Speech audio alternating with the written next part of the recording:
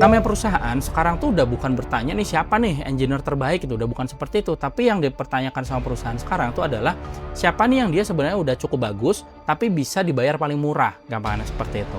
Jadi gini, kita masuk ke satu konsep yang namanya purchasing power. Maksudnya gimana? Jadi ini adalah suatu kemampuan di mana suatu mata uang itu membeli kehidupan nyata gitu loh. Artinya apa? Artinya gini, kayak misalnya gini ya, kita menjadi seorang software engineer yang remote working global gitu kan, terus dapat gaji 30 juta misalnya seperti itu. Ya tentunya tuh untuk hidup di Indonesia, wah ini udah terasa cukup gede gitu ya, udah wah oke banget nih gitu kan. Tapi bagi perusahaan misalnya di Amerika sana gitu kan, ya bayar tenaga kerja harga segitu tuh diskon rasanya gitu loh. Karena ini ya murah gitu ya. Dan ya itulah yang jadi bisa kita sebut sebagai ilusi remote salary gitu loh. Jadi banyak banget engineer itu merasa ya dibayar secara global gitu. Padahal ya sebenarnya itu mereka tuh cuma ya hanya dijadikan alternatif murah gitu loh dari ya labor negara-negara maju. Poinnya di situ ya teman-teman ya. Oke, jumpa lagi dengan saya Backend Magang, stay humble and keep the excitement solo, like a newbie, it on. Dan di video kali ini kita masih di salah satu series dari channel saya, itu adalah realitas teknologi. Dan di episode kali ini saya tuh pengen ngajakin teman-teman tuh ngobrolin tentang ya karir kita nih sebagai seorang software engineer, terutama untuk yang ya global remote ya. Jadi gini teman-teman, dulu itu menjadi seorang software engineer itu ya spesial lah, gampangannya seperti itu kan, karena tidak semua orang bisa coding, tidak semua orang ngerti sistem desain gitu ya. Bahkan ya tidak semua orang tuh bisa membangun software gitu kan.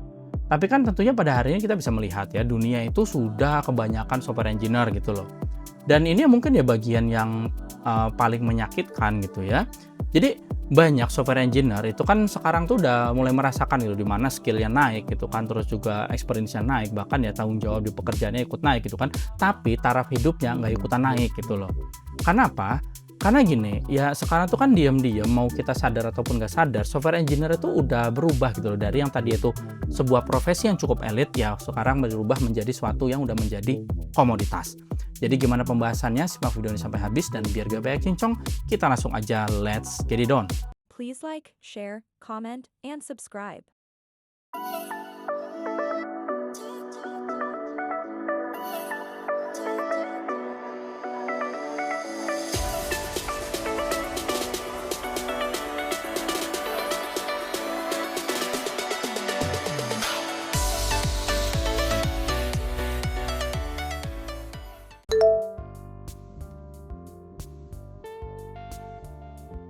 Oke, yang pertama tuh saya pengen bahas tentang masalah remote working secara global dulu ya teman-teman. Karena gini, ya dulu namanya software engineer tuh, apalagi yang bisa kerja remote, itu kan udah apa ya bilang, itu cukup langka lah ya.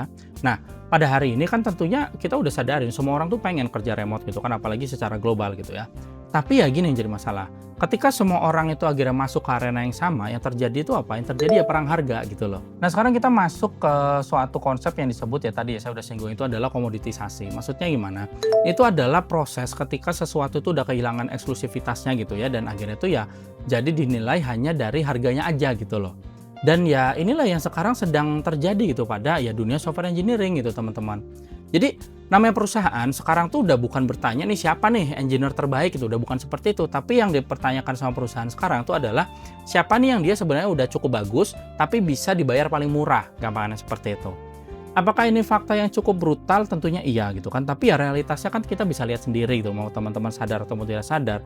Ya sekarang teman-teman bisa lihat hiring global itu mulai meledak gitu kan, dan ya karena remote working secara global ini sudah apa ya gambar itu sudah menghapus hambatan geografis. Nah sekarang kita masuk ke satu konsep yang namanya itu geographical friction. Jadi itu adalah ya hambatan lokasi yang dulu itu membatasi perpindahan tenaga kerja.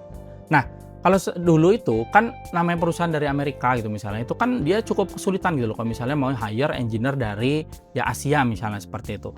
Tapi kan kalau zaman sekarang udah tinggal Zoom call aja gitu loh ya, tinggal Google Meet aja gitu ya. Dan ya ketika yang namanya hambatan lokasi ini mulai hilang gitu ya teman-teman, ya tentunya kan namanya software engineer itu udah mulai masuk ke pasar global gitu loh. Masalahnya apa? Ya masalahnya pasar global ini kan tidak peduli pada fashion, tidak peduli pada value technical yang gimana-gimana itu kan, yang mereka pedulikan itu adalah cost efficiency. Nah di situ yang jadi poinnya teman-teman ya. Jadi sekarang itu banyak terjadi, di mana banyak software engineer itu ya masih berpikir mereka itu sedang membangun karir gitu loh. Tapi yang mereka tidak sadar, mereka tuh sudah masuk ke area kompetisi ekonomi global.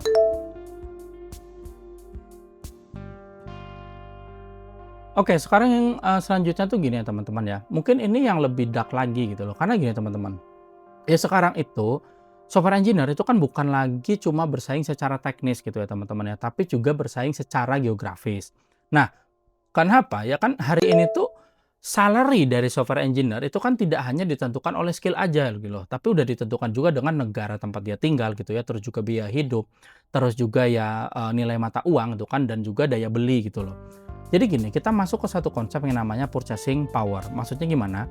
Jadi ini adalah suatu kemampuan di mana suatu mata uang itu membeli kehidupan nyata gitu loh. Eee, Artinya apa? Artinya gini, kayak misalnya gini ya, kita menjadi seorang software engineer yang, remote working global gitu kan, terus dapat gaji 30 juta misalnya seperti itu. Ya tentunya tuh untuk hidup di Indonesia, wah ini udah terasa cukup gede gitu ya, udah wah oke banget nih gitu kan. Tapi bagi perusahaan misalnya di Amerika sana gitu kan, ya bayar tenaga kerja harga segitu tuh diskon rasanya gitu loh, karena ini ya murah gitu ya. Dan ya itulah yang jadi, bisa kita sebut sebagai ilusi remote salary gitu loh. Jadi banyak banget engineer itu merasa ya dibayar secara global gitu loh. Padahal ya sebenarnya tuh mereka tuh cuma ya hanya dijadikan alternatif murah gitu loh dari ya labor negara-negara maju. Poinnya di situ ya teman-teman ya. Dan ya sekarang itu kan kompetisinya itu bahkan ya semakin brutal ya. Jadi kita nih sebagai seorang software engineer di Indonesia itu kan udah tidak lagi bersaing dengan ya teman-teman di sekitar kita aja. Kita tuh udah mulai bersaing dengan engineer dari India, dari Vietnam, dari Amerika Latin, dari Eropa Timur gitu kan, dan semuanya itu ya pada arena yang sama gitu loh. Jadi ini tuh udah bukan sekedar industri teknologi lagi ya teman-teman ya. Ini tuh sudah menjadi pasar tenaga kerja global. Dan ya fun fact-nya tuh gini, banyak sekarang tuh ya dari para software engineer itu terutama di Indonesia itu masih sibuk belajar framework baru gitu loh, bukannya belajar ekonomi global.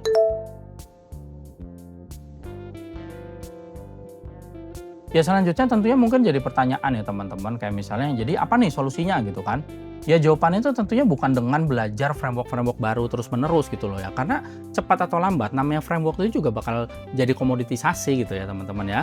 Jadi software engineer sekarang tuh harus berpikir menjadi seorang strategis gitu loh, bukan lagi sekedar software engineer ya, apalagi programmer gitu ya teman-teman. Jadi sekarang kita bisa masuk ke suatu konsep yang namanya geoarbitrage. Apa sih ini? Jadi gini teman-teman ya. Geoarbitrage itu adalah strategi di mana kita tuh memanfaatkan perbedaan ekonomi nih antar negara untuk meningkatkan ya daya hidup kita lah, gampangannya seperti itu ya. Jadi intinya itu sederhana, intinya itu adalah ya kita menghasilkan uang dari ekonomi yang lebih kuat gitu ya, sambil kita tuh hidup di ekonomi yang lebih murah lah, gampangannya seperti itu. Nah, ini tuh bukan sekedar ya flexing digital nomad aja gitu ya teman-teman ya, tapi ini tuh udah jadi survival strategi gitu loh, di situ poinnya teman-teman ya. Jadi gini teman-teman, karena gini kan, masalah terbesar di software engineer, modern ini ya gitu ya, itu tuh bukan lagi soal skill gitu loh, tapi ya menjual skill di area yang salah, itu yang sering terjadi. Jadi gini teman-teman, dunia ini kan sekarang ya kita bisa sadari ya sedang berubah gitu kan, dan yang namanya engineer yang bisa bertahan itu kan bukan lagi yang paling sibuk belajar gitu loh, tapi yang paling cepat membaca arah permainan. Poinnya di situ. Oke, jadi tentunya dari semua yang udah saya sampaikan tadi ya mungkin kita bisa bilang pada video kali ini tuh saya terdengar cukup ofensif ya teman-teman. Tapi ya saya merasa ini perlu saya sampaikan gitu loh. Karena apa? Karena industri teknologi udah terlalu lama gitu loh menjual ilusi gitu ya teman-teman ya. Jadi kayak seolah tuh kalau kita belajar coding, belajar AI gitu kan, terus juga belajar cloud, itu tuh bakal membuat hidup kita aman gitu loh. Ya tapi kan realitasnya teman-teman ya bisa lihat sendiri gitu ya. Karena gini, hari ini gitu kan ya, apa ya gampangnya itu software engineer itu sudah masuk ke pasar global tadi yang udah saya singgung gitu kan, dan yang namanya di pasar global ya manusia itu mulai dibandingkan seperti harga komoditas gitu loh, bukan lagi secara value dan skillnya aja gitu ya teman-teman ya. Oke, jadi mungkin gini ya teman-teman ya, tentunya pertanyaannya itu yang teman-teman harus pertanyakan itu bukan stack teknologi apa lagi nih yang harus dipelajari, tapi teman-teman harus mulai mempertanyakan di area ekonomi mana saya bisa bermain. Oke, jadi kira-kira itu aja yang saya sampaikan pada episode kali ini. Saya harap ini bisa bermanfaat buat teman-teman semua. Thank you for watching dan salam back end magang.